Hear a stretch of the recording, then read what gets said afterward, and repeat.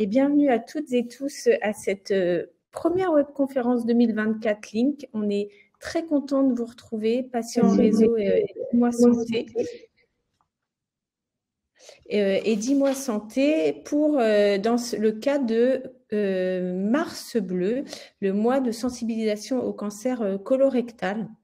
Alors, le cancer colorectal, on sait que c'est le second cancer le plus fréquent chez la femme, que c'est le troisième le plus fréquent chez l'homme. On sait aussi, dans le cadre de Mars Bleu et aussi de toutes les communications de nos autorités, que le dépistage est essentiel parce que diagnostiquer précocement 9 cancers colorectaux sur 10 vont se soigner. En revanche, ce qui est beaucoup moins abordé, c'est l'impact sur la sexualité, sur la vie intime de ce cancer colorectal. Et c'est pour ça qu'aujourd'hui, avec Patients en réseau, on voulait nous porter ce sujet et organiser cette webconférence justement sur la vie intime et la sexualité pour les patients, les aidants atteints de les aidants de patients atteints de cancer colorectal. Alors, c'est un sujet qui est moins abordé, il y a moins d'études et on a la chance ce soir justement d'avoir avec nous Colette. Bonsoir Colette. Donc Colette qu'on connaît bien, tu es patiente experte, tu es aussi co-responsable de Mon Réseau Cancer Colorectal et tu es doctorante et dans le cadre de ta thèse, tu as notamment mené une enquête auprès de la communauté des patients atteints de cancer colorectal et tu vas nous livrer les résultats de cette enquête sur l'impact de la sexualité et de la vie intime. Merci beaucoup d'être avec nous Colette ce soir. Bonjour. Ensuite donc, comme ce cancer colorectal, l'impact va être, il peut être physiologique, il peut être également psychologique, multimodal. La prise en charge va être expliquée par le docteur Zeller. Bonsoir, docteur Zeller. Vous êtes sexologue, médecin sexologue à Sallanches. Bonsoir, merci beaucoup d'être avec nous.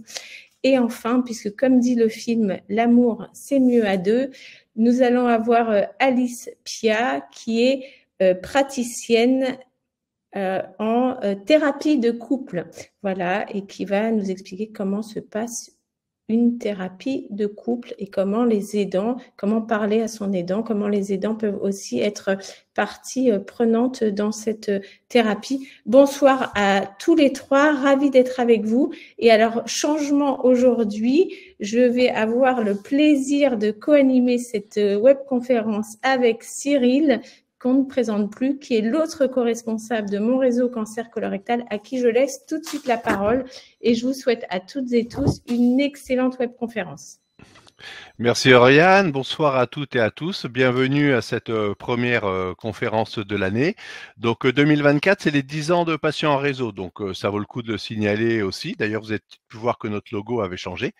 Et pour démarrer, et comme on est en Mars Bleu, comme ça a été dit, le mois de sensibilisation au cancer colorectal, même si on ne va pas parler de dépistage ce soir, mais on va parler de problématiques de vie intime et sexuelle avec un cancer pendant un cancer colorectal. Sous la houlette de Mon Réseau Cancer Colorectal, donc une des 4 filiales de Patients en réseau. En fait, on commence parce que c'est Mars Bleu sur le cancer colorectal, parce que les autres, vous les avez peut-être déjà vus, et qu'initialement, avec Colette, cette enquête avait été justement lancée pour et avec les patients touchés par un cancer colorectal.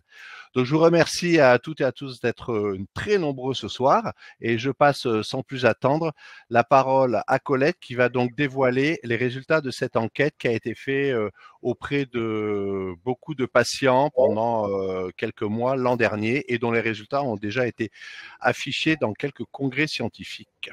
Colette, c'est à toi. Oui. J'ai plaisir de présenter cette enquête qui a déjà été présentée pour le cancer du sein, le poumon et le gynéco.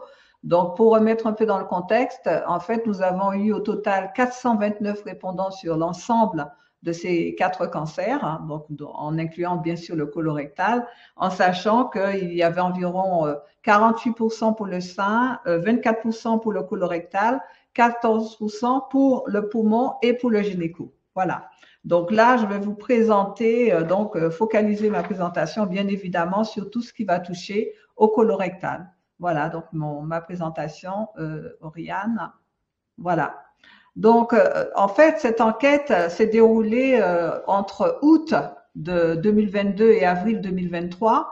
Et comme vous pouvez le voir ici, en fait, il y a eu 104 répondants, majoritairement des femmes, d'accord? Et au niveau de la tranche d'âge, on pourra dire que majoritairement, c'est entre 40 et 60 ans, hein, puisque nous en avons 54%. Et malgré tout, des personnes quand même relativement jeunes et même très jeunes. Hein. Par exemple, sur notre réseau, nous avons même des patients qui sont atteints du cancer colorectal à 23 ans en ayant été métastatiques dès le départ. Donc d'ailleurs, quand on regarde un peu la répartition, on voit que majoritairement, c'est du cancer du rectum. Et puis, bien évidemment, le côlon, le sigmoïde. Nous avons tenu à y inclure également le canal anal. Alors, je parlais de cancer métastatique tout à l'heure. Eh bien, par rapport à cette enquête, 38% des répondants soignaient donc un cancer métastatique.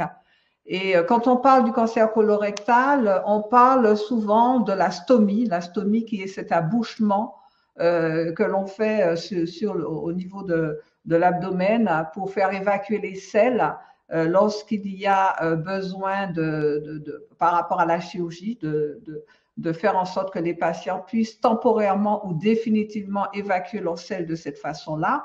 Donc, vous doutez qu'au niveau de la vie intime et sexuelle, cela aura un impact. C'est pour ça que nous avons mis en avant le fait que 38% des personnes stomisées, c'était du temporaire, 18% étaient définitives. Donc, quand même 56% de personnes qui ont eu cette expérience de la stomie. Alors, si on regarde maintenant, on se focalise sur les impacts.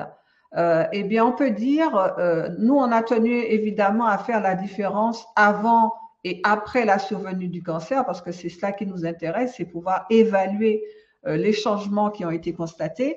Et comme vous pouvez le voir ici, ça a vraiment eu un impact considérable, puisqu'on parle de capacité à ressentir du plaisir, capacité à ressentir une excitation sexuelle en vue de faire l'amour. Donc, ça varie de 46 à 43%. Donc, on voit quand même que c'est important, c'est significatif. Et nous nous sommes également intéressés aux pratiques en solo. Hein, donc, en fait, avec la masturbation et l'utilisation des sextoys, et on voit qu'effectivement, il y a également un impact puisqu'il y a beaucoup moins de masturbation, une réduction significative, et pareil au niveau de l'utilisation des sextoys. Donc, en fait, là, on voit déjà qu'il y a un impact significatif. Et ça continue, hein, puisque si on regarde le top 5, en fait, qui ont été identifiés par les personnes qui ont répondu à cette enquête, des impacts d'ordre sexuel qui affectent leur vie sexuelle, eh bien, on voit bien que l'absence de désir est un élément capital, les troubles de l'excitation dont on parlait tout à l'heure, également des douleurs dans la zone urogénitale, donc ça c'est significatif également, et puis cet aspect orgasme, atteindre l'orgasme ou difficulté à l'atteindre, 23%, et puis aucun effet indésirable d'ordre sexuel. Heureusement, il y en a quand même des patients qui l'expérimentent, mais comme vous voyez, c'est très faible, 13%. Et si on regarde les impacts non sexuels, donc personne ne sera surpris de savoir qu'en tête de gondole, si j'ose dire, eh bien, il y a la fatigue. Voilà, 73%, et qui peut perdurer longtemps. Moi-même qui fête cette année ma 20e année de voyage, comme j'aime à dire, avec le cancer, eh bien, ma fatigue, elle est encore là et très forte. Il y a également des aspects d'image de soi négative, hein, parce que, bon, par exemple, quand on passe à l'astomie ou à des difficultés de cet ordre-là, ça a forcément un impact. Les douleurs, on a vu tout à l'heure donc les douleurs dans la zone neurogénitale et tout ça. Donc, il y a des douleurs en général, la perte de confiance en soi et des préoccupations psychologiques, ça c'est très clair. Et donc, si on regarde plus en avant les pratiques sexuelles elles-mêmes, eh bien, au niveau de la pénétration, on voit bien qu'il y a une forte décroissance. Pareil, sans pénétration, des caresses sexuelles. Donc, on peut dire que l'intimité, ce n'est pas seulement, je dirais, le fait d'avoir, je dirais, des pratiques sexuelles elles-mêmes, mais même les caresses sexuelles sont très, très, très limitées. Quand il s'agit du sexe vaginal, oral, tout cela est en décroissance très forte.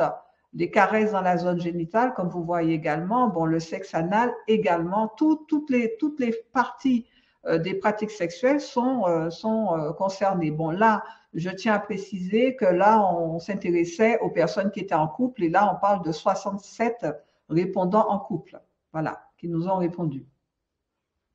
Et n'oublions pas le partenaire, hein, ou la partenaire, en fait, eux aussi, ils sont impactés, bien évidemment. Hein, 31% baisse ou absente du désir. Là, nous avons des partenaires qui peuvent se sentir moins engagés et des troubles de l'excitation qui sont également à signaler. Alors, on pourrait se dire qu'après un tableau aussi frappant, et bien que derrière, au niveau des équipes soignantes, il y aurait des actions concrètes qui pourraient être faites. Eh bien, là, comme vous pouvez le constater, ne serait-ce que sur l'information, le fait juste de savoir qu'il se pourrait qu'il y ait un impact sur sa sphère intime et sexuelle, et comme vous l'avez vu, c'était quand même significatif. Beaucoup de patients l'ont expérimenté, eh bien, malheureusement, 51% des soignants, enfin, aucun ne donne cette information aux patients. Et si on le compare, juste pour que vous ayez une idée par rapport aux autres enquêtes que nous avons faites, eh bien, c'est pratiquement pareil pour le gynéco. Donc, ça augmente pour le sein et au niveau du poumon. Donc, vous voyez, là, on parle de 51%, aucun soignant n'a informé. Et vous voyez les différents composants, enfin les différents soignants que l'on peut avoir, que ce soit chirurgien ou oncologue. Alors, je signale au niveau de l'oncologue, c'est vraiment le soignant que nous, les patients, nous voyons régulièrement pendant le parcours de soins et y compris après pour faire un suivi plus éloigné, mais tout de même assez fréquemment. Et comme vous pouvez le voir, il n'y en a que 14%. On n'a même pas fait figurer le médecin généraliste parce que, bon, là, vraiment, les pourcentages sont ridicules. Voilà. Donc, ça, c'est vraiment consternant. Et là, c'est intéressant de savoir le pourcentage des patients qui ont déclaré souffrir de troubles sexuels. Il y en a 58%, d'accord? Et 6% des patients ont pu parler de leurs troubles tout au long de leur parcours, ce qui est très, très faible.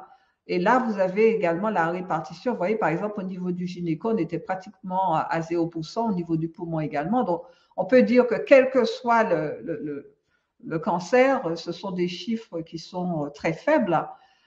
Et qui a pris l'initiative de discuter des troubles sexuels? Eh bien, aucun des deux, que ce soit patient ou professionnel de santé, mais on peut dire que le patient plus que le professionnel de santé. Et on pourrait se dire que compte tenu d'un très fort pourcentage, eh bien, derrière, des actions concrètes pourraient être faites. Eh bien, pour le cancer colorectal, 15% ont bénéficié de soins support, ce qui est très, très faible. Et là, vous avez la répartition pour les autres cancers. Et vous voyez, c'est vraiment faible également. 3% ont bénéficié de consultations de sexothérapie. Alors là, c'est pour le docteur Zeller et Alice Pia. Là, il y a un vivier il y a un travail à faire énorme pour remonter ce chiffre-là. Et vous voyez, hein, sur les autres cancers, c'est exactement pareil. C'est même c'est vraiment ridicule. Voilà. Donc ça, c'est vraiment, il y a vraiment beaucoup à faire. Et là, j'ai tenu quand même si la personne ne sera vraiment surpris par ce résultat, pouvoir en fait comparer la différence entre hommes et femmes concernant l'information et l'accompagnement des patients. Là, pour nous, c'était vraiment important de pouvoir le chiffrer. Sylvie et moi, on y tenait particulièrement. Aucune information sur l'impact du cancer, sur la sexualité. Eh bien, évidemment, les femmes sont moins bien servies que les hommes, c'est clair. 60% n'en avaient aucune information et, comment dirais-je, 28%. Voilà. 28% seulement pour les hommes. Voilà. Donc, ensuite, aucune possibilité de discuter des troubles sexuels. Donc, en fait, on a le même problème partout, en fait, quelle que soit l'évaluation que l'on a faite. Eh bien, ce qu'il faut savoir également, et c'est là où je pense que les femmes qui sont présentes, j'espère, à cette conférence vont avoir ce chiffre-là en tête. 62% des femmes ont une gêne de parler des troubles sexuels avec le professionnel de santé. C'est vrai que beaucoup d'études, moi qui prépare ma thèse, et je l'ai focalisée sur les femmes, eh bien, vraiment, toutes les études le démontrent, les femmes parlent beaucoup moins que les hommes, manifestent beaucoup moins leurs troubles, alors qu'elles sont fortement et dramatiquement impactées. Et les hommes, en fait, sont, même si le chiffre peut toujours être amélioré, mais il y a beaucoup plus ils sont beaucoup plus actifs à ce niveau-là. Et au niveau des soins supports, c'est vrai que quand on parle des soins supports au niveau de la sexualité, on a souvent en tête que c'est beaucoup les femmes. Et bien, dans le panel que l'on a interrogé, eh bien, voilà, vous voyez, ce n'est pas le cas. Alors, je ne sais pas si le docteur Zeller et Alice vont nous confirmer que c'est ce qui se passe dans leur pratique, mais voilà. Donc, il y a vraiment énormément à faire sur le sujet. Voilà. Donc, c'était mon dernier slide sur cette présentation. Merci Colette. Donc, on va profiter de ton enquête pour poser quelques questions. Par rapport à ta thèse, donc je sais que tu interviews des gens au téléphone. Est-ce que ces personnes-là avaient entendu parler, parce que tu as beaucoup parlé de soins de support en sexo, ouais. Est-ce que ces gens-là en avaient déjà entendu parler ou tu leur as fait découvrir quelque chose? Eh bien, la majorité n'en avait pas entendu parler, d'accord? Alors, c'est vrai que je me suis aussi intéressée à des patients qui étaient particulièrement conscients des soins supports. Donc, j'en avais qui n'étaient pas au courant et d'autres où j'avais été les chercher au niveau qui étaient entourés, je dirais, de soins supports à ce niveau-là.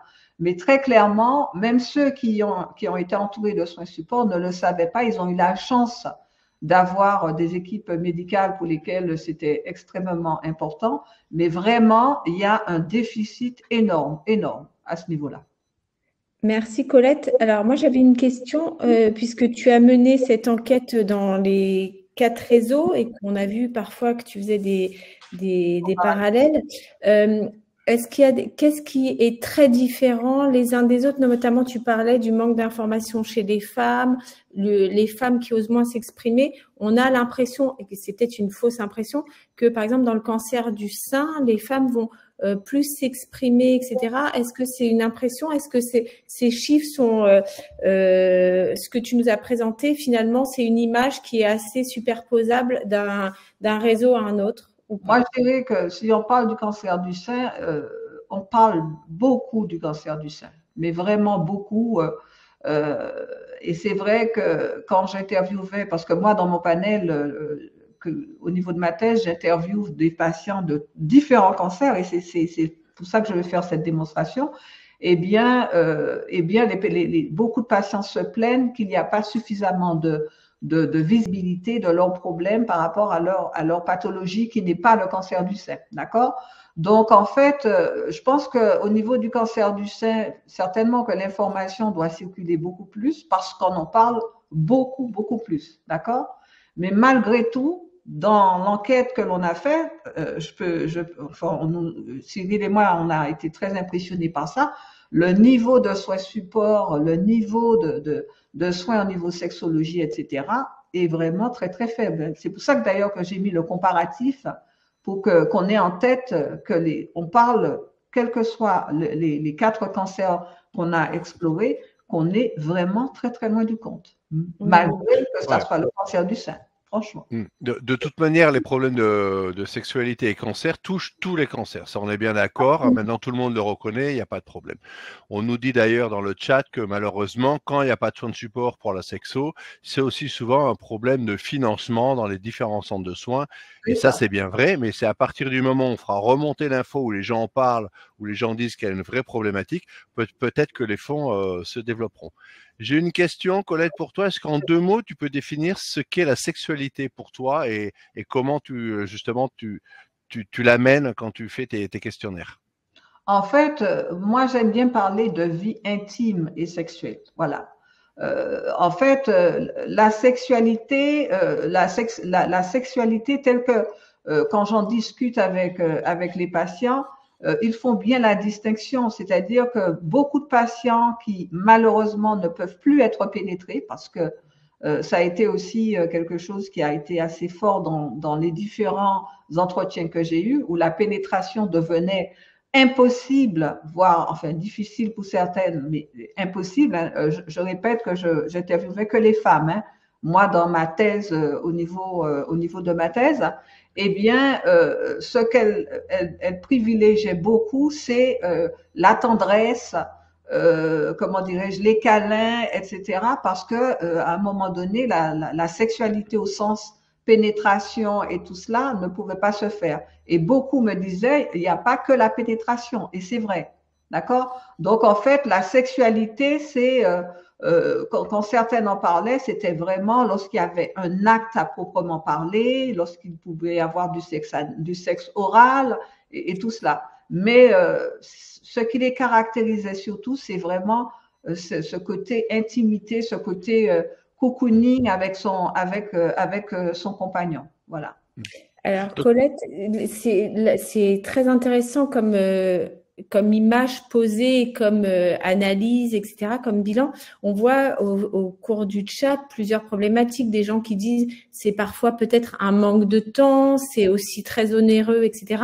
Ça, c'est la première étape, je dirais, ton enquête. Je sais combien Patients en réseau montent au créneau quand il s'agit de parler de sujets importants.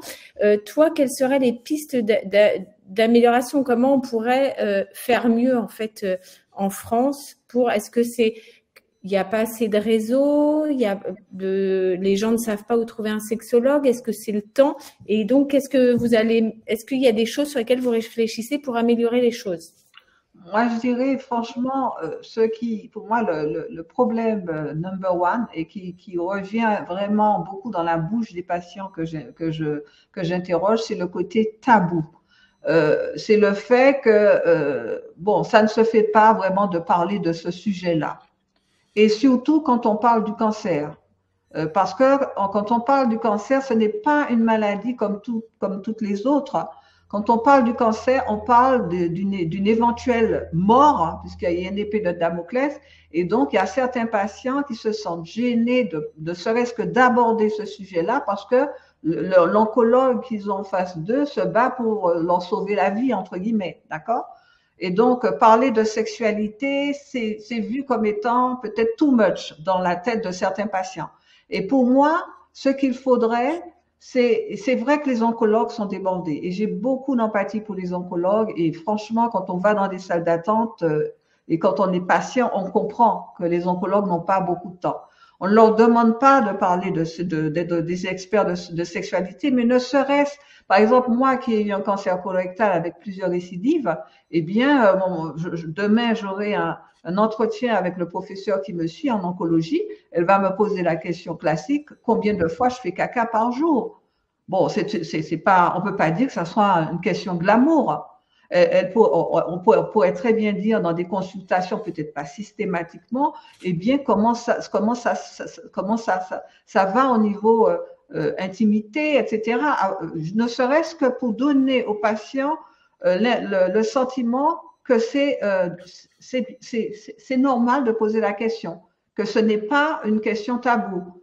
Autoriser le patient de se dire, ah tiens, là, je pourrais, on peut discuter de ça. Et l'oncologue va dire, bon, je ne suis pas expert du sujet, je ne connais pas bien le sujet, je ne suis pas formé là-dessus, mais dans notre centre, il y a telle personne, ou aller voir telle infirmière de coordination, que sais-je, il y a tellement maintenant de différents soignants ou patients experts, j'en sais rien, ou telle association, pour pouvoir discuter de ce sujet, parce que c'est un sujet important, madame, monsieur, c'est un sujet important.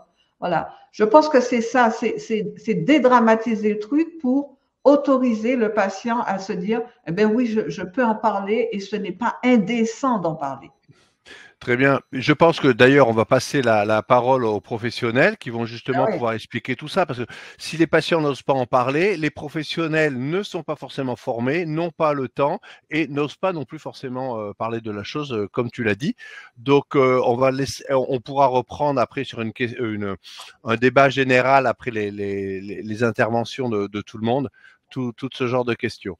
Docteur Zeller, je vous donne la parole pour la suite et avec votre regard justement de professionnel, le regard de sexologue. Merci beaucoup Cyril de me donner la parole. Merci Colette de représenter les résultats de cette excellente enquête qui montre bien qu'il y a encore beaucoup à faire dans le domaine de la prise en charge de la vie intime chez les personnes qui souffrent d'un cancer colorectal. Donc je suis Arnaud Zeller, donc je suis docteur en médecine, j'ai un diplôme d'études spécialisées de médecine générale, un diplôme interuniversitaire de médecine sexuelle. C'est important de savoir à qui vous avez affaire. Donc je suis membre titulaire de l'association interdisciplinaire post-universitaire de sexologie et de la World Association of Sexology. Donc je suis médecin sexologue en Haute-Savoie et puis j'essaie de participer au maximum à la promotion de la santé sexuelle en animant un blog qui s'appelle Sexoblog, qui est plus pour les professionnels de santé, mais qui est aussi pour le grand public. Et puis, je co-organise le sommet de la santé sexuelle et je n'ai aucun lien d'intérêt sur ce thème. Donc, comme vous avez pu le voir dans la présentation de Colette, un grand nombre de patients présentent des troubles sexuels liés à la maladie. Et c'est des troubles qui vont être assez divers. Et donc, avant de vous présenter les solutions qui existent, parce que mon objectif, c'est de vous apporter un petit peu des outils et des choses un peu positives, je vais vous parler un petit peu de ce qu'on appelle troubles sexuels. Voilà. La sexualité humaine, elle est complexe parce qu'elle est composée d'éléments qui sont interdépendants, qui forment un tout. Et quand tous les éléments de la sexualité fonctionnent correctement, alors voilà, on a une bonne satisfaction sexuelle. Mais dès lors qu'un élément ne fonctionne plus de manière satisfaisante, on va parler du coup de troubles sexuels. Et on reviendra sur ce schéma plus tard qui était juste là pour montrer que c'est complexe. Donc, pour décomplexifier un petit peu tout ça, moi j'aime bien déjà montrer qu'il y a différents niveaux, différents degrés de problèmes d'ordre sexuel. Le premier niveau, ça concerne les inquiétudes, c'est-à-dire les appréhensions ou les attentes craintives de quelque chose. Voilà, donc ça peut être la crainte d'être anormal, la crainte de ne pas bien faire. Ça va renvoyer aux normes, mais surtout aux représentations qu'on a de la maladie, donc la peur des traitements du cancer, la peur du cancer, etc. Et déjà, rien que les inquiétudes, ça nécessite de s'en occuper, de ne pas hésiter à poser des questions. Ensuite, le second niveau, ça va concerner les difficultés, c'est-à-dire quand il y a un facteur qui va perturber l'obtention d'un résultat positif, c'est-à-dire l'obtention d'une satisfaction sexuelle. Et quand ça arrive une fois, de temps en temps, ça peut être une panne d'érection, une douleur, ou bien pas envie de faire l'amour. Et bien effectivement, une fois de temps en temps, c'est des difficultés. Et quand ces difficultés, elles surviennent de façon permanente ou récurrente pendant plusieurs mois, donc entre 3 et 6 mois, ça dépend des définitions, là on parle de dysfonction sexuelle. Et puis enfin, on va parler de troubles, lorsque la dysfonction sexuelle, elle va entraîner un état de souffrance, ou bien quand il y a plusieurs dysfonctions qui sont impliquées. Voilà, donc par exemple, on a vu dans l'enquête de Colette que 53% des personnes interrogées présentent une baisse de désir. Bon, c'est pas pareil si c'est juste une fois on n'a pas envie, ou si c'est à chaque fois. Voilà, idem pour les douleurs, la baisse de lubrification, les problèmes d'érection, etc. Par contre, le fait d'avoir mal une fois, ou 2, ou 3, ça peut entraîner un conditionnement du cerveau qui peut se mettre à appréhender le rapport sexuel par crainte d'avoir mal, en fait, ce qui peut, par un mécanisme d'anticipation négatif, entraîner une baisse de la libido, une baisse de la lubrification, accentuer les douleurs, etc. Donc, plus on en parle tôt de ces difficultés ou même de ces inquiétudes, et plus on pourra les régler facilement. Voilà. Et à l'inverse, quand le problème il en est au stade de trouble, la prise en charge, elle sera probablement multidisciplinaire, avec un médecin, un psychologue, et multimodale, avec des médicaments et des sexothérapies. Voilà. Donc ensuite, ça peut être aussi utile de comprendre que dans le cancer, mais c'est aussi le cas pour quasiment toutes les maladies chroniques, il existe des causes différentes qui vont nécessiter une prise en charge différente. Donc on a l'habitude, en tout cas moi j'ai l'habitude de classifier les causes des dysfonctions sexuelles en 3 types. Dans le cas du cancer, il va y avoir les causes primaires qui sont liées aux effets directs du cancer sur la fonction sexuelle.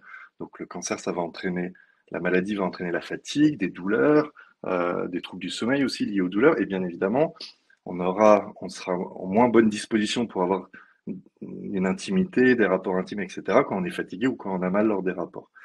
Les causes secondaires, ça va être les effets des traitements du cancer sur la fonction sexuelle. Et ça, on sait qu'il y en a beaucoup. Par exemple, la chimiothérapie, ça va entraîner fatigue également, nausée, c'est pas très glamour.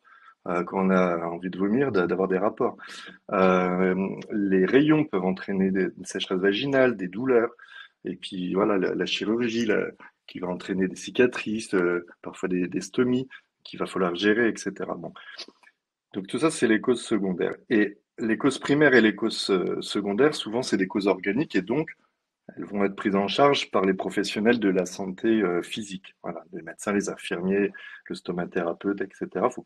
Ça va être plutôt eux qui vont pouvoir trouver des solutions immédiates. Et les causes tertiaires, ça va être voilà, tout ce qui est lié au retentissement psychosocial de la maladie, donc les problèmes psychologiques, émotionnels, relationnels, qui vont découler de l'annonce du diagnostic, mais aussi l'impact socioculturel et institutionnel. Donc, il va y avoir la baisse du moral, voire la dépression, l'anxiété, la baisse de l'estime de soi. Donc, on a vu que c'était des éléments qui ont été cités aussi dans l'enquête de Colette. Voilà. Et aussi la baisse de confiance dans ses capacités sexuelles. Hein. C'est-à-dire qu'on peut ne pas avoir de retentissement sur l'estime de soi générale, mais simplement un retentissement sur sa confiance dans sa capacité à avoir des rapports sexuels. Voilà. Et donc, les causes tertiaires, essentiellement d'ordre psychique, relationnel et social, elles vont plutôt être prises en charge par les psychologues, les thérapeutes, les conseillers conjugaux. Donc, déjà, avec ça, ça permet peut-être de mieux un petit peu comprendre et savoir à qui s'adresser.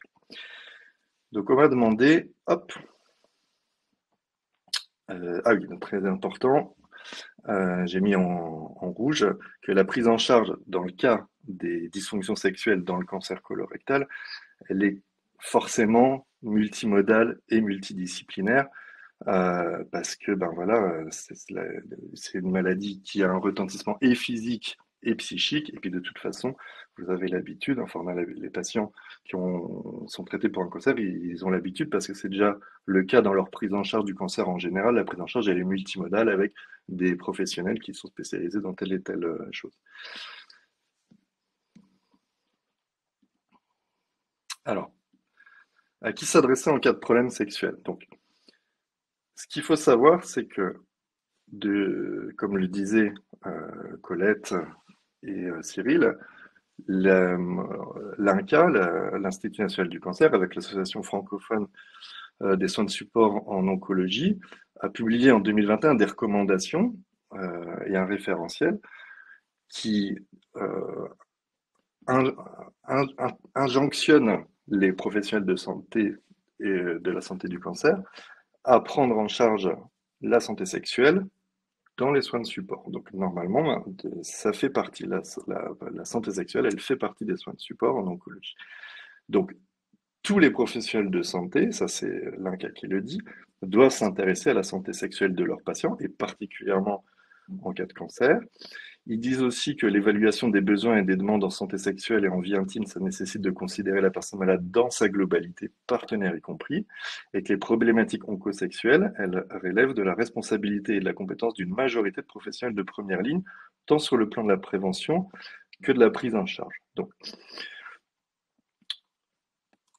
Ce qui est important, c'est que, comme je vous l'ai dit juste avant, il y a différents niveaux de difficultés sexuelles. Donc, par exemple, si on a des inquiétudes, par exemple des inquiétudes sur la stomie, sur les retentissements de la chirurgie, etc., il ne faut pas hésiter à poser la question au professionnel qui est concerné. Si on va avoir des effets secondaires, alors, il faut bien sûr pouvoir avoir pu l'identifier. Mais si on a identifié un effet secondaire d'un médicament, par exemple, souvent, après l'annonce du cancer, on est dans un état psychique très fragilisé et on a besoin d'une aide chimique pour essayer de supporter un peu mieux tout ce qui nous attend. Donc, on va prendre un médicament, souvent antidépresseur ou anxiolytique, qui peut avoir aussi des effets secondaires délétères sur la sexualité. Donc, c'est pas de chance. Parce que si la sexualité, c'est quelque chose d'important pour vous, eh ben, vous n'avez pas envie de plus avoir de capacité orgasmique, parce que voilà, les antidépresseurs, ça va agir sur les capacités à atteindre l'orgasme, donc c'est problématique. Il ne faut pas hésiter à en parler au prescripteur, qui du coup pourra changer de médicament ou adapter ou essayer de trouver une solution. C'est lui qui prescrit le médicament qui a un retentissement négatif, donc c'est à lui de trouver la solution. Mais effectivement, il faut en parler. Alors, je dis ça parce que moi, je fais beaucoup de formations auprès des professionnels de santé, les infirmiers, les médecins, etc. Et à chaque fois, je leur dis, vous devez poser la question aux patients de la sexualité. Mais là, comme aujourd'hui, j'interviens avec grand plaisir auprès d'une association de patients, je vais vous dire pareil, je vais vous dire, il faut en parler avec le professionnel. Voilà, vous avez bien vu dans l'infographie de Colette que les médecins, ils n'osent pas en parler, les patients, ils n'osent pas en parler. Donc si personne n'ose en parler, forcément, c'est compliqué. Si vous rencontrez des difficultés, hein, donc vous avez vu inquiétude, difficulté, dysfonction, donc si c'est des difficultés de lubrification, des pannes d'érection, etc., le médecin, il peut prescrire un petit lubrifiant, un petit médicament pour essayer, voilà, d'améliorer l'érection, si ça arrive une fois, deux fois. Par contre, évidemment, si on en est au stade de dysfonction ou de trouble, donc si la difficulté, voilà, elle est devenue chronique et persistante, là, il va falloir voir un sexologue, donc soit un médecin sexologue de préférence, mais malheureusement, on n'est pas très nombreux. Mais vous pouvez voir aussi un médecin urologue, gynécologue, voire une sage-femme, c'est-à-dire qui ont des compétences, une formation initiale en santé médicale, voilà. Parce que bien évidemment, au début, ça va nécessiter un examen clinique, etc. Et puis si c'est des difficultés de couple, d'estime de soi, un retentissement sur le mental, sur le désir, là, à ce moment-là, ne pas hésiter à avoir un thérapeute de couple, conseiller conjugal ou familial, psychologue, psychosexologue, voilà.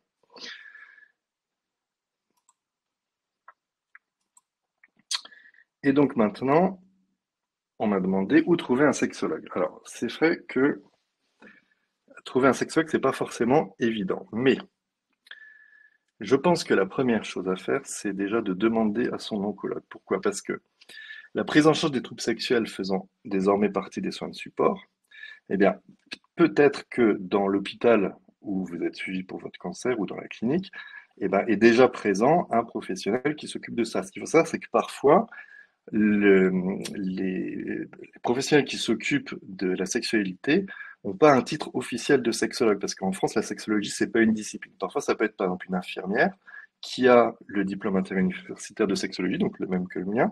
Les infirmiers n'ont pas le droit, c'est l'ordre des infirmiers l'interdit, de mettre sexologue sur leur titre, c'est-à-dire qu'ils restent infirmiers. Voilà, donc c'est pas de chance parce que du coup, il n'y a pas de visibilité, mais si les oncologues peut-être pourront vous dire, ah bah oui, bah on a une infirmière qui s'occupe de ça. Voilà. Donc ensuite, si jamais il n'y a pas de professionnel dans l'établissement, il faut, je pense, en numéro 2, demander à son généraliste qui ne posera jamais la question de lui-même, mais qui a peut-être reçu des cartes de visite, puisque quand on s'installe en libéral, en tant que sexologue, psychologue, etc., ou psychothérapeute ou thérapeute de couple, la première chose qu'on va faire, c'est déjà envoyer un petit courrier à tous les médecins généralistes autour de chez nous, et donc souvent ils gardent les cartes de visite, et donc peut-être qu'ils ont une carte de visite. Voilà.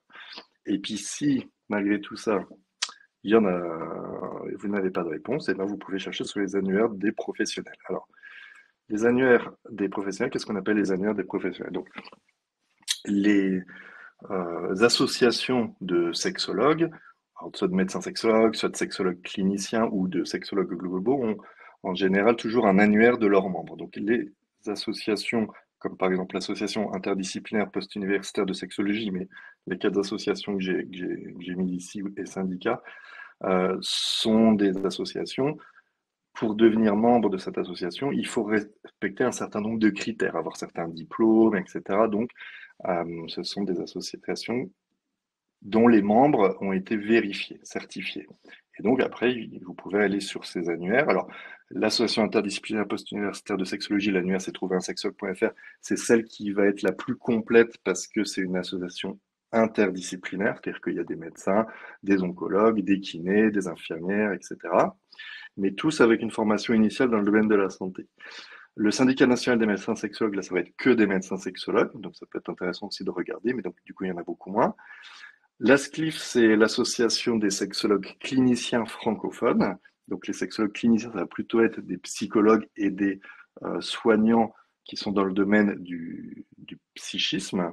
Et pareil pour le syndicat national des sexologues cliniciens, qui a un annuaire de sexologues cliniciens plutôt du côté du psychisme, mais ça vaut le coup de regarder parce qu'il y a aussi des gynécologues, etc., qui ont des formations du coup de sexothérapeutes. Alice expliquera c'est quoi la différence entre les sexothérapies et puis la médecine sexuelle. On m'a demandé aussi de faire une diapo sur comment se passe un rendez-vous chez un médecin sexologue parce que c'est vrai que c'est peut-être quelque chose qui mérite un peu d'être démystifié. C'est vrai que prendre un rendez-vous chez un médecin sexologue, on nous a pas appris, on nous a pas expliqué comment ça allait se passer. Et peut-être que le fait de vous expliquer un petit peu comment ça fonctionne, en tout cas chez moi, mais je pense que c'est un peu pareil chez tous les médecins sexologues, ça vous aidera peut-être à franchir le pas. Moi, mon objectif, lorsque je vois un patient, il est double. C'est premièrement faire un diagnostic et deuxièmement proposer un traitement. C'est à peu près aussi simple que ça. Alors, pour faire un diagnostic, on va réaliser un interrogatoire dans lequel on va bien évidemment poser des questions intimes et d'ordre sexuel, notamment sur la sexualité avant la maladie, sur la sexualité actuelle et sur son évolution. Alors, on n'est pas là pour juger, mais uniquement pour évaluer, parce qu'on sait par exemple que si la sexualité était satisfaisante avant la maladie, ça va être un facteur protecteur de dysfonction sexuelle, même en cas de maladie chronique. Alors que s'il y avait déjà des problèmes avant, ils seront encore pires avec la maladie. Donc l'idée, c'est de bien évaluer ce qui est dû au cancer et ce qui était déjà présent avant, etc. Alors on va parfois être amené à faire un examen clinique, c'est pas systématique, ça dépend de la raison pour laquelle on consulte, et aussi des examens complémentaires si besoin, mais pareil, c'est au cas par cas. Alors parfois, quand c'est complexe, on peut utiliser des outils.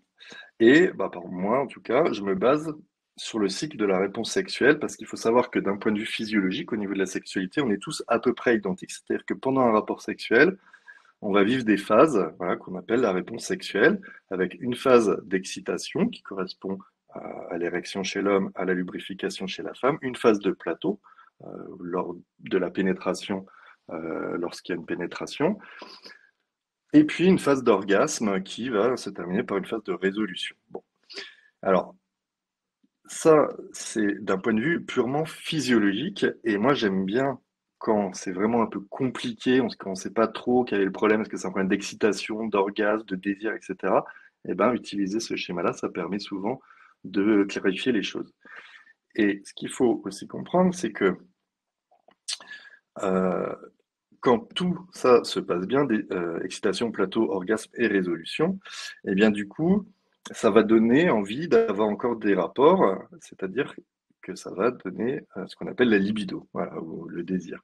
Alors que si jamais il y a un grain de sable qui se glisse dans une de ces phases, eh ben ça va avoir un retentissement sur l'ensemble du cycle. Donc, dans la phase de diagnostic, je vais toujours essayer de comprendre s'il y a une cause particulière sur laquelle je pourrais déjà agir d'un point de vue médical et voir si ça peut permettre d'améliorer le reste. Parce que sinon, après, du coup, il y a un cercle vicieux qui fait que il n'y a plus rien qui fonctionne et c'est très compliqué à soigner. Voilà. Et puis, la deuxième chose, c'est de proposer un traitement. Et là, le traitement, ça va dépendre du diagnostic qu'on a fait. Si on a donc les problèmes les plus courants dans le cancer colorectal, ça va être les troubles de la lubrification pour lesquels on peut proposer. Moi, je suis médecin, donc j'utilise des médicaments. C'est logique. J'ai fait 12 ans d'études pour avoir le droit d'utiliser des médicaments. Ce serait dommage de m'en priver. Donc, j'utilise beaucoup de médicaments. Enfin, j'en utilise pas beaucoup par patient, mais quasiment à chaque fois, j'utilise des médicaments. Et donc, lorsqu'il n'y a pas lieu d'utiliser des médicaments ou lorsque les médicaments ne sont pas suffisants, on peut bien évidemment utiliser des sexothérapies, donner des conseils, prescrire des séances de kiné, et souvent ça va être en lien avec un sexothérapeute. Ce qui me permet de laisser la parole à Alice après. Merci beaucoup, docteur Zeller, pour cette intervention. Alors, on a différentes questions et notamment, on a une question de Robert en rapport direct avec la maladie. Il dit, moi, je pense que physiquement, je pourrais y arriver, mais là, c'est plus une crainte par rapport aux selles, par rapport à retenir ces selles. Alors, là, quel est le type de... Est-ce que c'est organique? Est-ce que c'est... Enfin, voilà. Qu'est-ce qu'on pourrait répondre à Robert? Ah oui, ben c'est compliqué, hein. La peur, elle est mentale. Donc, forcément, on n'a pas envie de se mettre dans une situation d'échec. Et donc, ça crée une anxiété de performance, une anxiété anticipatoire, c'est le fait d'avoir peur que ça se passe pas bien. Le plus simple pour savoir si ça va bien se passer ou pas, c'est quand même d'essayer. Si on essaye et que ça se passe pas bien et qu'on a des selles, etc., eh ben dans ce cas, il faut en parler au médecin qui nous suit pour essayer de trouver des solutions dont je n'ai pas la réponse parce que ça nécessite bien évidemment une réflexion au cas par cas, mais ça peut passer par plus de rééducation pour essayer de renforcer les sphincters, ou ça peut passer par des protections, des choses comme ça. Mais peut-être que le fait d'essayer, ça va pas si mal se passer que ça. Ça, on peut pas savoir. J'ai une question. Alors déjà pour compléter on a eu un témoignage d'une patiente qui était orientée vers un médecin spécialisé en médecine physique et de réadaptation, puis un kiné spécialisé en rééducation périnéale et sphinctérienne. Et ça, je pense on avait déjà fait une visio là-dessus, une conférence, et dont le replay est en ligne, vous pourrez le voir. Et ça permet de se rassurer puisqu'il y a toute cette rééducation qui est faite et donc d'éviter les selles. Une question qui était, quand le cancer arrive en même temps que la ménopause, comment distinguer les causes des troubles, baisse de libido, atrophie vaginale soudaine, etc., entre la maladie cancéreuse et finalement la ménopause qui vient d'arriver au même moment? Est-ce qu'il y a un distinguo qui est faisable? Non, bah on prend en charge, de toute façon, on prend en charge tous les symptômes et de façon globale. Donc, peu importe qu'il y ait 2 ou 3 causes différentes, de toute façon, il faut tout détricoter et probablement utiliser un petit peu plus de traitement symptomatique, un petit peu plus de soutien psychologique. C'est plus compliqué forcément quand il y a 2 problèmes qui surviennent en même temps. Mais après, la ménopause ne cause pas systématiquement des troubles sexuels. Donc, c'est quand même probable que ce soit plus le cancer qui n'arrange pas les choses. D'accord. Et une autre question, que faire? Quelle solution, proposition, soins de support quand l'appareil génital était brûlé en radiothérapie? Oui, alors l'appareil génital féminin, il est très sensible à la radiothérapie. Il va s'assécher. Donc, il existe des solutions médicamenteuses locales avec des crèmes. En fait, on va utiliser des crèmes et des ovules avec des hormones, puisque les hormones à base de progestérone vont permettre de revitaliser un petit peu la muqueuse. Mais c'est un processus qui est assez long. Et puis ça se fait en 2 phases, si vous voulez tout savoir. On utilise une première phase déjà, on va utiliser des crèmes et des produits purement hydratants et réparateurs, acide hyaluronique, vitamineux, etc. On ne va pas tout de suite mettre des hormones dedans, au risque de brûler encore un petit peu plus. Donc il faut d'abord, il y a déjà une phase de réparation, etc. Mais bon, pour résumer, il y a une solution. Voilà, il n'y a pas vraiment de situation dans laquelle il n'y a pas une solution. Alors je ne dis pas de solution pour guérir complètement, mais en tout cas, on peut toujours améliorer un petit peu les choses. Et en tout cas, le soin, c'est déjà de prendre en soin.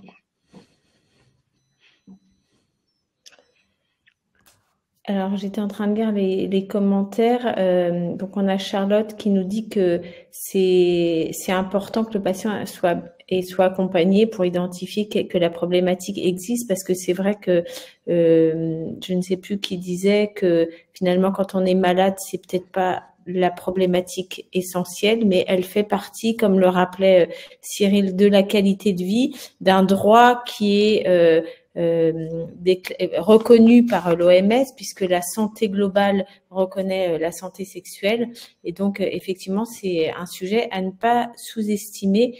Et c'est pour ça que pour nous, c'était important d'en parler et de lever les tabous sur ce sujet. Si vous permettez, je vais laisser la parole à Alice Pia, qui, elle, a un autre aspect d'accompagnement puisqu'elle est thérapeute de couple. Bonsoir Alice. Bonsoir. Donc en effet, je suis Alice Pia, thérapeute de couple et sexothérapeute. Du coup, j'accompagne un peu différemment puisqu'il n'y a pas l'aspect purement médical. Et donc, du coup, je n'aidais pas du tout cet aspect-là. Et donc, j'accompagne en fait les couples ou les patients pour pouvoir renouer avec une sexualité épanouissante, quelle qu'elle soit. À aujourd'hui, tout le monde a le droit à une sexualité, quelle que soit la problématique, quelle que soit la maladie. Et donc, j'accompagne donc les patients, j'accompagne leurs conjoints dès qu'ils en ont besoin. Donc, ça peut être dès les démarrages, les inquiétudes, comme disait le docteur Zeller. Plus tôt on prend les problèmes et mieux c'est, parce que moins ils s'installent et moins ils seront compliqués après à pouvoir à être traités et être abordés. Après, une thérapie, donc en sexothérapie, c'est beaucoup d'écoute, beaucoup de bienveillance, c'est un moment où on peut venir vraiment poser ses problèmes, poser ses doutes, poser ses craintes. Et le but, en fait, c'est de pouvoir vous apporter des outils simples et pratiques du quotidien afin de pouvoir retrouver une sexualité, renouer aussi avec les sensations, renouer avec les ressentis de son corps, et donc pouvoir renouer aussi avec une sexualité. Et donc, on utilise des outils divers et variés pour pouvoir permettre à tous de retrouver accès à ces sensations positives, en tout cas. Est-ce que vous pouvez nous dire comment se passe concrètement une séance de sexothérapie? Alors, aussi bien si vous voyez le patient ou la patiente seule, ou aussi bien en couple, puisque en fait vous traitez les couples. Et c'est une grande question qui revient aussi, c'est comment en parler à mon partenaire. Donc, si je peux pas en parler à mon ou ma partenaire, si je peux pas en parler, vous êtes certainement là pour aider. Tout à fait. Alors, moi, j'ai une approche très simple, j'ai une approche vraiment plus délicate et assez émotionnelle de la sexualité. Et j'aide vraiment les couples à pouvoir en parler de la façon la plus simple possible. C'est-à-dire qu'on ne parle que des émotions, on parle des ressentis, de vraiment ce qu'on vit au fond de soi, donc avec des techniques soit par des dialogues oraux, soit des dialogues par l'écrit. Ça marche très bien aussi. Ça permet de pouvoir aussi casser un peu le tabou des fois avec le conjoint, qui a plus de mal des fois d'en parler. Du coup, c'est vrai que en parler avec son conjoint le plus rapidement possible. Alors, comme l'a dit le docteur Zeller, c'est sûr que quand il y a l'annonce de la maladie, c'est un tsunami, il ne faut pas se leurrer, c'est un tsunami psychologique. Et la sexualité, ce n'est pas la priorité sur le moment. Mais on sait qu'elle va arriver de toute façon parce que les traitements sont longs. Et donc, la sexualité, elle permet quand même aux patients d'avoir une sexualité positive. Ça permet d'avoir une vie qui est quand même plus agréable. Et quand on a une vie plus agréable dans le quotidien, on vit mieux toute cette épreuve de la maladie. Donc après, on en parle, comment ça se passe un rendez-vous de sexothérapie. Le premier rendez-vous, en tout cas, je suis dans l'écoute complète donc de tous les problématiques. Je rebondis sur des questions si jamais il y a besoin pour pouvoir aider à mettre des mots sur les mots et aider à mettre des mots et des ressentis sur ce qui est vraiment vécu.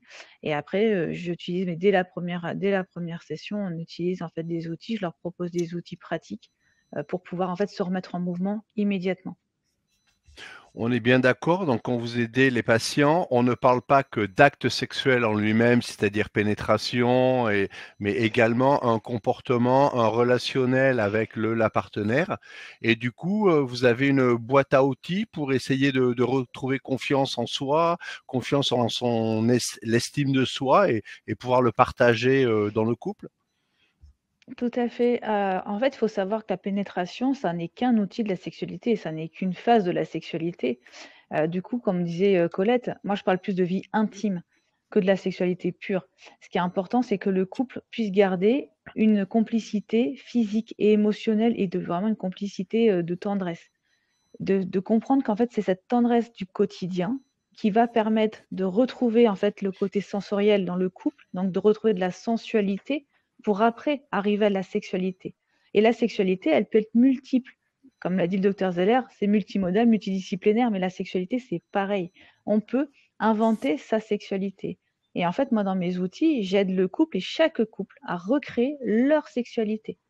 Le but, c'est que chacun y trouve son compte, que chacun puisse dire, voilà, moi j'aime ça, j'ai besoin de ça, moi j'ai besoin de telle approche, moi j'ai besoin de tel ressenti, j'ai besoin de telle caresse. On met des mots sur les besoins de chacun, et c'est avec ces outils en fait pratiques que par contre on amène dans chaque séance des outils. Moi, le but, c'est qu'à chaque fois, quand ils partent de la séance, ils aient entre guillemets un exercice à faire où ils ont quelque chose à faire ensemble à la maison, quelque chose à se partager. Je vous conseille vraiment de repratiquer de la sexualité personnelle. C'est ce qui permet de retravailler l'estime de soi aussi, de renouer avec son corps, de renouer avec ses sensations personnelles avant de les partager avec l'autre. Et justement, vous parlez de partage avec l'autre, de relation avec son corps, avec ses propres sensations. On a beaucoup parlé de couple, mais du coup, quid des personnes célibataires qui ont tout à fait le droit à avoir une vie sexuelle et intime. Alors, je veux dire même sexuelle en tant que personne solo, et puis à partager à partir du moment où elles rencontreront quelqu'un. Alors, moi, je retravaille beaucoup justement sur la sexualité, mais même là, on parle du cancer, mais par exemple sur l'endométriose, je traite de la même façon. C'est-à-dire que chaque personne a le droit à sa propre sexualité. Et quand on a une problématique sur une sexualité à partager, c'est avant tout aussi de retrouver l'estime de soi. C'est-à-dire qu'en fait, je leur propose de retravailler leur propre sexualité personnelle, de se recréer, par exemple, on retravaille sur la création des fantasmes. On retravaille sur peut-être des lectures qui peuvent être un peu différentes. Comment par la visualisation aussi. Je fais beaucoup de travail de visualisation. On a des exercices où en fait il y a une visualisation de tout son corps, de tout son appareil génital, sentir les choses, mais les ressentir seul. C'est-à-dire pouvoir avoir une sexualité seule à ce moment-là. Merci beaucoup. Je ne sais pas si vous m'avez entendu. Moi, je vous ai entendu. Catherine disait que parfois la première difficulté, c'est de parler entre eux dans les couples. Tout le monde ne va pas voir un sexologue thérapeute de couple. Certains même peuvent, dans les aidants, peuvent ne pas avoir envie. Est-ce que vous conseillez, alors c'est peut-être aussi personnel que l'intimité, mais pour engager la communication avec son conjoint, pouvoir en parler, aborder le sujet.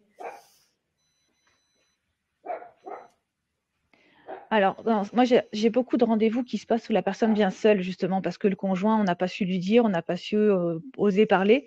Donc après, on travaille ensemble comment aborder la question avec le conjoint. Donc, je leur pose pas mal de questions par rapport à la relation aussi qu'ils peuvent avoir avec leur conjoint, comment ça peut se passer, la sensibilité que l'un ou l'autre a sur le sujet.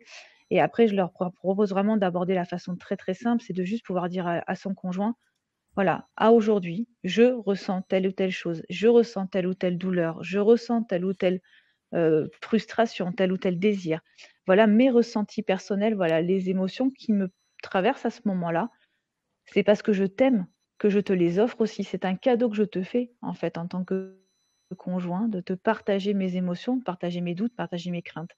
Et après, moi, j'ai créé tout un petit fascicule justement à offrir au conjoint pour pouvoir retrouver le plaisir du contact d'un corps à corps sans pour autant qu'il y ait de la sexualité. Je conseille même au général, au démarrage, d'arrêter la question de pénétration. Si elle fait trop peur, si elle fait trop mal, s'il y a des craintes, on l'oublie pendant un petit moment, la question de la pénétration, et on retravaille la sexualité hors pénétration. Et après, au fur et à mesure, on réintégrera la pénétration au fur et à mesure des besoins des couples. Ce que vous dites, c'est étonnant parce que ça fait quand même écho à ce qu'il y a dans le chat où les personnes donc sont un petit peu embêtées par rapport à ce qui pourrait arriver s'il y a stomie ou par rapport à l'opération ou par rapport au corps qui a été mutilé entre guillemets par rapport à la chirurgie. Mais apparemment, les gens arrivent à passer ce cap et la question est, oui, mais du coup, quelle est la meilleure position pour pas avoir de douleur et tout? Donc, on revient quand même sur le pratico-pratique et sur le pur sexuel autre que purement sentiments et émotions. Et vous les aidez dans ce genre de c'est questionnement? étonnant. Oui, après, si vous voulez, moi, ce que je leur propose souvent aussi, c'est justement de ressortir aussi, comme disait le docteur Zeller, si on est toujours dans une envie de performance, on a toujours cette crainte de dire, mais quelle position? Mais pareil, les positions, on est dans du très pratico-pratique de la sexualité. Mais avant de parler de position, est-ce qu'on ne peut pas parler déjà de partage, sentiment, vie intime, émotion? Et du coup, je leur propose surtout de resexualiser leurs vêtements, de repartir aussi sur l'intérêt du sous-vêtement.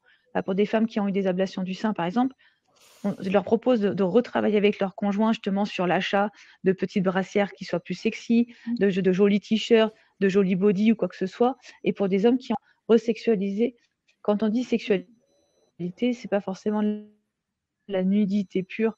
On peut aussi retravailler là-dessus. Et après, j'allais dire pour les positions dramatisées, comme disait Colette, mais il faut aussi dédramatiser l'acte. L'acte de sexualité, c'est censé être un moment de plaisir, un moment de partage. On peut se tromper de position, on peut faire des tests, on peut en rigoler parce que ça ne marche pas, parce que ça ne rentre pas, parce que ça ne passe pas dans leur endroit. Et c'est aussi ça, de retrouver dans le couple cette complicité aussi d'une sexualité, avec ses ratés, avec ses réussites. Mais c'est important de pouvoir le partager comme ça ensemble.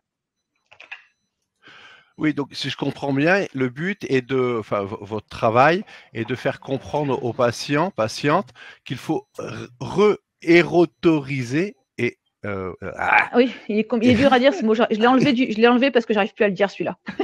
Érotoriser. Voilà, remettre de l'érotisme dans son contact avec l'autre vis-à-vis de son corps et vis-à-vis de la situation. C'est bien ça. En fait, il faut savoir que pour arriver dans une sexualité, il y a des paliers, on va dire, d'abord on est sur tout ce qui est sensoriel, le contact de la peau, l'odeur de l'autre, il y a aussi la vue du sous-vêtement, la vue du vêtement. Déjà, ça crée quelque chose, on remet un contexte. Après, du coup, on arrive sur de la sensualité. Le bisou, il est un peu plus appuyé, le geste est un peu plus poussé. On fait comprendre à l'autre que peut-être que possible que on passe à un autre cap. Et après, on arrive sur de la sexualité pure. Mais c'est intéressant dans un couple. Et j'allais dire, c'est intéressant d'autant plus de se dire, on passe une épreuve. On passe une épreuve là, ça soit une pause dans notre sexualité du quotidien, celle qu'on a toujours fait.